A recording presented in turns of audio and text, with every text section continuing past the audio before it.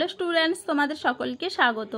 আজকে তোমাদের ক্লাস 7-এর রায় ও মার্টিন প্রশ্নবিচিত্রার বাংলা বিষয়ের মডেল সেট 6 করে দেখাবো। তো চলো শুরু করা যাক। তার আগে বলে দিই, তোমরা যদি চ্যানেলে নতুন হয়ে থাকো তাহলে চ্যানেলটিকে অবশ্যই সাবস্ক্রাইব করে দিবে। প্রশ্নটি হয়েছে Barlow girls high school and Ramnagar Rao high school থেকে। একের দাগে কি আছে? সঠিক উত্তরটি বেছে নিয়ে লেখো। পাগলা গণেশ একটি, অপশন খ, কল্পবিজ্ঞান বিষয়ক গল্প। পরের প্রশ্ন কি আছে? পোর্ট্রেট শব্দটির অর্থ হলো, অপশন খ, প্রতিকৃতি। পরের প্রশ্ন কি আছে? রামকিঙ্করের প্রথম শিল্পের স্কুল বাড়ির পাশের, অপশন খ, কুমোরপাড়া। পরের প্রশ্ন কি আছে? ছন্দে শুধু কান রাখো কবিতার কবি হলেন, অপশন খ, অজিত দত্ত।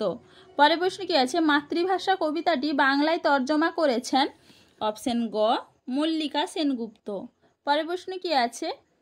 ইন্দিবর শব্দের অর্থ হলো, অপশন খ, নীলপদ্ম।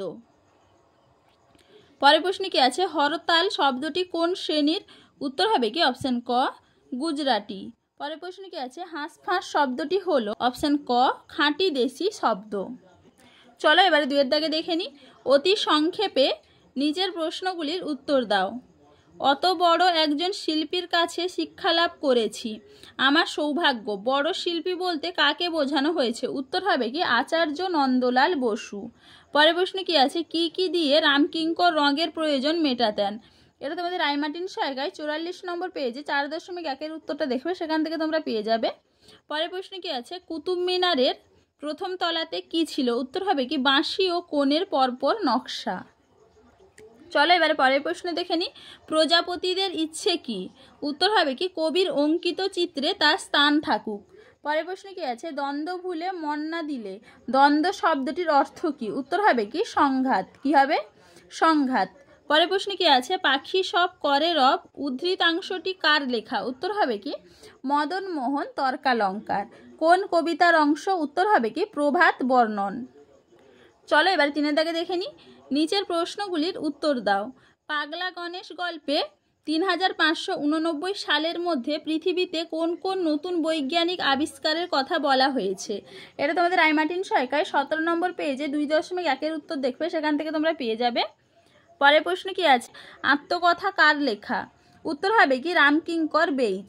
পরের প্রশ্ন কি আছে? তিনি কি জন্য বিখ্যাত? উত্তর হবে কি, অয়েল পেন্টিংয়ের জন্য বিখ্যাত। চলো এবারে পরের প্রশ্ন দেখে নি।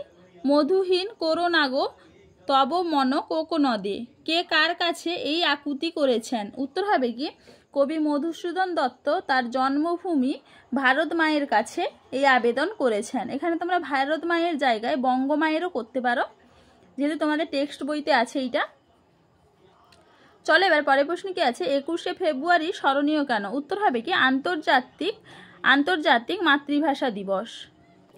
চলো এবার 4-এর দাগে দেখে নিই। নিচের প্রশ্নগুলির উত্তর দাও। মাকু কি ধরনের রচনা? উত্তর হবে কি, অ্যাডভেঞ্চার কিশোর উপন্যাস। পরের প্রশ্ন কি আছে? একবার চাবি দিলে মাকু কতদিন সচল থাকে? উত্তর হবে কি, 1 বছর। পরের প্রশ্ন কি আছে? সোনা ও টিয়ার বয়স কত? উত্তর হবে কি, সোনার বয়স হবে 6 বছর, টিয়ার বয়স হবে 5 বছর। পরের প্রশ্ন কি আছে? মাকু কি দিয়ে তৈরি? উত্তর হবে কি, খড়ির কল দিয়ে তৈরি। চলো এবারে 5-এর দাগে দেখে নিই। নিচের প্রশ্নগুলির উত্তর দাও। সুনামি শব্দটি কোন ভাষা থেকে বাংলা ভাষার শব্দ ভাণ্ডারে এসেছে? উত্তর হবে কি, জাপানি। কি হবে? জাপানি। পরের প্রশ্ন কি আছে? অর্ধ তৎসম শব্দ কাকে বলে? এটা তোমাদের রায় মার্টিন সহায়িকায় 259 পেজে 23 নম্বর প্রশ্নের উত্তর দেখবে, সেখান থেকে তোমরা পেয়ে যাবে।